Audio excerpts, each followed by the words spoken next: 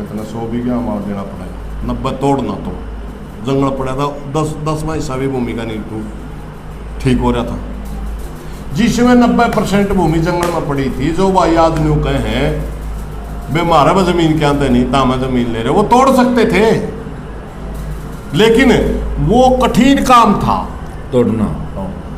जंगल में जाकर पशु पंदर मार के अंदर सर्दी खाना है, खाना था तो मारे के खाना था, वो काम आसान था उस समय। मगर वो चीजें घटती गई, वो चीजें बढ़ती गई, समय का तो परिवर्तन हो गया भाई, ठीक है ना। तो वो उन्होंने 10 बीघे जमीन तोड़ रखी थी, मजबूरी वश उसने 90 और तोड़नी पड़ी, क्योंकि उसका माड़ 90 का लिया। और जिस भाई ने तोड़ नहीं रखी थी उसके भी ला दी थी 10-5 बीघे, मगर वो काम में नहीं करा था। नहीं कहता मेरे क्या हट से भाई, मैं तो कोई नहीं करता खेती, वह जमीन भी उन्हें कभी, वह भी उन्हें ले, ये था उनका। इसलिए या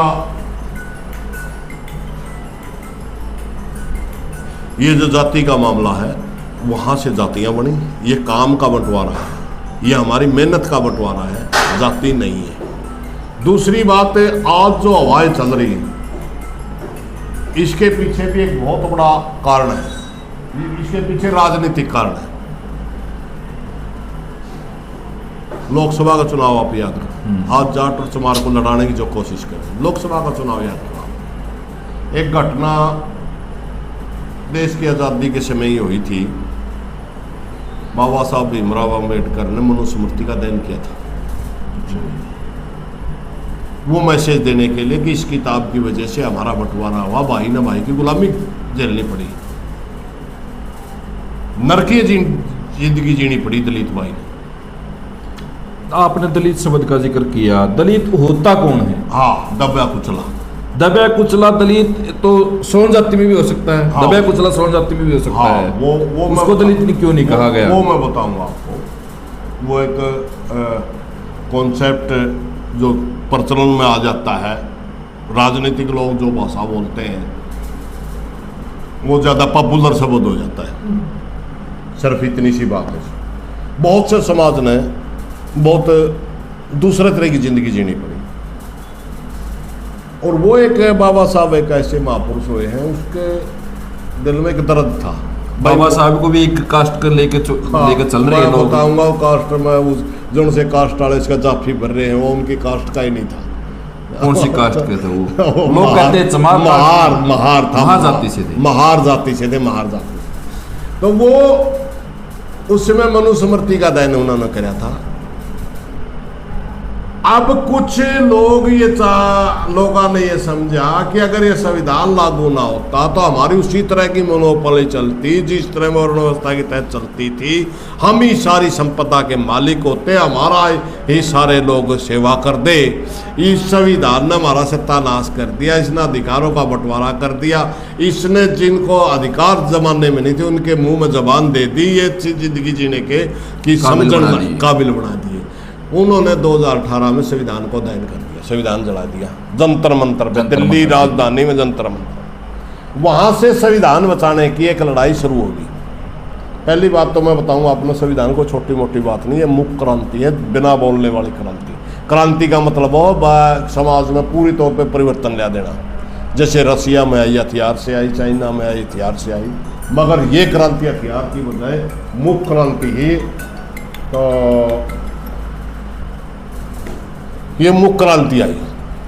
संविधान मुख्य क्रांति है, चुपचाप इसने पूरे हिंदुस्तान का समाज बदल दिया, अवस्थाएं बदल दी सारी अवस्थाएं, चुपचाप, ना को रोड़ा, ना रब्दा, ना हथियार उठाया, इतनी बड़ी चीज है ये।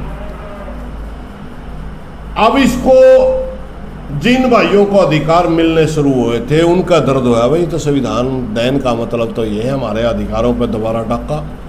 हमारे को तो अभी तक पूरे मिले भी नहीं थे जो लिख रखे इसमें, प्रॉपर तरीके से लागू भी नहीं हुआ, और ये पहले ही दान करना शुरू कर दिया, तो संविधान बचाने की लड़ाई शुरू हो गई। वो आहिस्ता आहिस्ता लड़ाई चल ही रही थी, संगठन बन रहे थे, लोगों में समझा रहे थे, तभी 2024 का चुनाव आ गया। 19 में ये मुद्दा नहीं था, 2 बार 24 का चुनाव आ गया, और भारतीय जनता पार्टी के कैंडिडेटों ने और आरएसएस के प्रचारों ने ये कहना शुरू कर दिया कि अगर अब की बार लोकसभा की हमारी 400 सीट आ गई तो हम संविधान को बदल देंगे। आरएसएस वाले लोग को ये भी कहा जाता है कि ये तो भारत की आज़ादी के समय में आज़ादी में थे ही नहीं, आज़ादी में हिस्सा नहीं दिया था इन्होंने। उस समय के बाद पार्टी बनी हुई, आरएसएस संगठन बनने के बाद नहीं, संगठन तो 1925 में बन लिया था, लेकिन इन्होंने हिस्सा नहीं लिया, ऐसा नहीं लिया इन्होंने। ये बल्कि अंग्रेजों के पिट्ठू होया कर दिया ज़्यादातर। तो इन्होंने ये कहना शुरू कर दिया कि अगर देश में 400 सीट हमारी आएगी तो हम संविधान को बदल देंगे। तो जो जिन लोगों ने थोड़े थोड़े अधिकार मिलने लग गए थे वो एकदम सारे के सारे खड़े हो गए, भाई ये तो बहुत गलत काम होगा, 400 सीट के साथ अगर मोदी का शासन आ गया संविधान ना बदलेंगे। वो पूरे देश में नारा बन गया और वो नारा बन करके बहुत बड़ा संविधान बचाओ की लड़ाई के नाम से पूरे देश में लड़ाई शुरू हो गई। और जो ये लड़ाई थी संविधान बचाओ की, इस समय ज्यादा मुखर होकर चमार बोल रहा था, नेतृत्व में आगे आ रहा था। हाँ, नेतृत्व में और भी बहुत से साथी थे, मगर चमार ज्यादा मुखर होकर बोल रहा था। वो हवा हरियाणा में ही पहुंच गई, हरियाणा में भी पहुंच गई। तो हरियाणा में चमार ने बोलना शुरू कर दिया कि भारतीय जनता पार्टी को हराना बहुत जरूरी है, वरना ये संविधान को बदल देगी। जाट पहले ही खिलाफ था। जाट खिलाफ क्यों था? जाट सर छोटू राम के जमाने में जब पूरी जमीन साहूकारों के गिरवे थी, जाटों की सारी बनियां गिरवी थी। ये जब छोटू राम का आपने जिक्र किया, इसको जाटों का नेता बताया जा रहा है, ये अलग अलग नेता बना ली सभी ने। नहीं, ये भी इनने भी सभी के लिए काम करे, बिना मतलब थी। जब गुलामी का जमाना था, सर सिकंदर हयात खान की पंजाब में गवर्नमेंट थी, उनमें मंत्री सर छोटू राम थे। उस जमाने में सारी जमीन टोटल बाणिया के गिरवी थी, बाणिया रखी हुई थी। और बाणिया भाई मैं 10 के 100 लिख दे, कोई पूछनिया नहीं था। एक बार जाट का अंगूठा लुआ लिया, 10 रुपये ले लिए, 10 के 100 लिख दे तो कोई पूछनिया नहीं। उसका वो 10% ब्याज ले ले, 5% ब्याज ले ले, ब्याज का ब्याज ले ले, वो उसके साले भर में आधार कर ले, और आधार करके जमीन कुड़की का कोर्ट में केस कर दे, जमीन कुड़क कर ले, तो उसका कोई ऑडिट नहीं था, कोई रिकॉर्ड नहीं था, कोई रिकॉर्ड नहीं था। बाणिया की भाई मैंने सर छोटू राम ने कहा ये बई जब तक रहेगी किसान का बाणिया इसी तरह शोषण करता रहेगा। मजदूर का भी अगर कोई 2 रुपये किसी ब्याह शादी में लड़की की ब्याह या कोई और काम होया तो 2 रुपये बाणिया पे ले लिए, पूरी जिंदगी और 2 रुपये पट्टे नहीं उसके। साल में 10 दिन फ्री में दिहाड़ी उसका लानी, जोटा मेरवा कर टेम पे काम है हूँ और फ्री में जो काम लिया करता मजदूर थे, भी बहुत ही एक किस्म के बाणिया का गुलाम बन दिया था सारा का सारा ग्रामीण समाज। उस गुलामी को तोड़ने के लिए सर छोटू राम 4 कानून लाया था, जिसमें रैन कानून भी था, जिसमें कुड़की वाला कानून के खिलाफ भी कानून था, जिसमें बहुत लंबे समय तक तो ब्याज लेकर बिना मतलब का कर रखा था, वो कानून भी था। भाई कोई भी लेन देन गैर कानूनी होगा कोर्ट में होगा, कोई भी गिरवी जमीन अगर रखी जाएगी तो कोर्ट में रखी जाएगी, बाणिया की भाई मान्य नहीं होगी।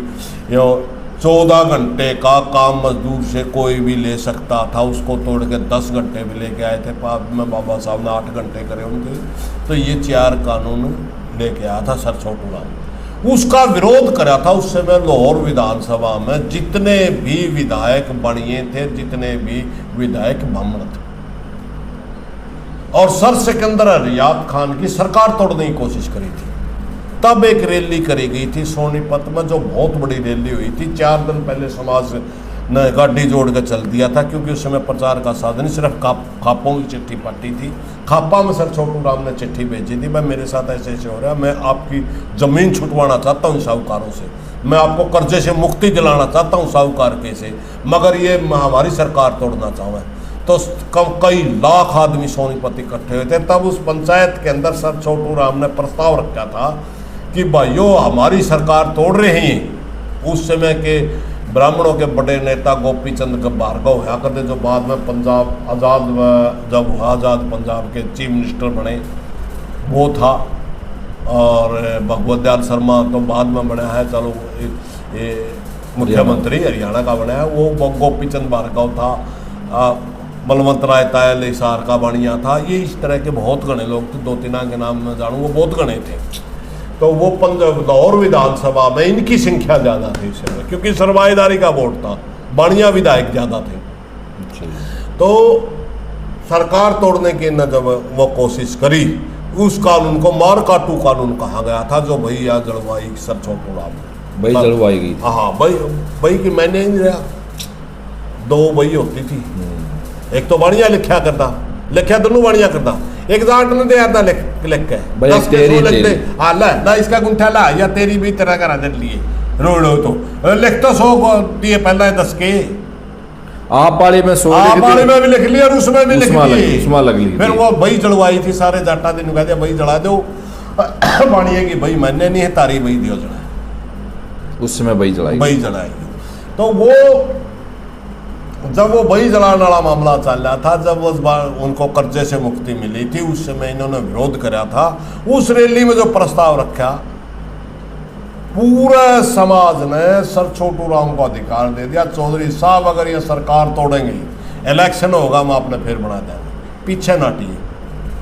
उस समय से जाट के दिमाग में ये चीज थी कि बढ़िया ब्राह्मण हमारा राजनीतिक रूप से कभी भी हितकारी नहीं हो सकता, इसलिए जनसंघ जब बना, इसमें भी ब्राह्मण बाणियों का ही प्रभुत्व था, इसलिए जनसंघ के जमाने से ही जाट इनके खिलाफ है। उस जमाने तो छोटू राम था, समझ गया, जाट खिलाफ था ही। चमार समझ संविधान बचाने का नाम था यहाँ। मजदूर ने किसान ने लोकसभा के चुनाव में इनकी खूब मुकाबला करा, 5 सीट तो रह दी, 1-2 सीट और भी रोल करके जीते हरियाणा में, पूरा नारा चल होगा। मजदूर का नेतृत्व चमार कर रहा था, उसमें किसान का नेतृत्व जाट कर रहा था। अब भारतीय जनता पार्टी के लोगों ने यह देखा भाई यह ताकत तोड़नी बहुत जरूरी है। अब ये सत्ता में आगे कांग्रेस की कमजोरी की वजह से, क्योंकि कांग्रेसियन आपसे में बहुत नारा दिया, वो नारा दिया, आपसी फूट के काम आपस की के बहुत गंदे तरीके तक बहुत नारा दिया, उसने राय दिया, उसके खिलाफ उसने निर्दलीय खड़ा कर दिया, उसके खिलाफ उसने कुछ और ड्रामा कर दिया, यूं कर करके कांग्रेस का बेड़ा गर्क खुद ने कर लिया। बीजेपी सत्ता में आ गई। अब बीजेपी के वो जो भाईचारा बना था लोकसभा का पहला, वो खटका है, इसलिए जो भी आवाजें उठ रही हैं ये सरकार उठवा रही है, पीछे सरकार का हाथ है, पीछे सरकार का। अगर कोई अनजान पने में भी मान ले कोई जाट अनजान पने में चमार ने खिलाफ गाली देने लग रहे हैं, या चमार कोई अनजान पने में जाट ने गाली देने लग रहे, तो ये बीजेपी के लिए काम कर रहा है।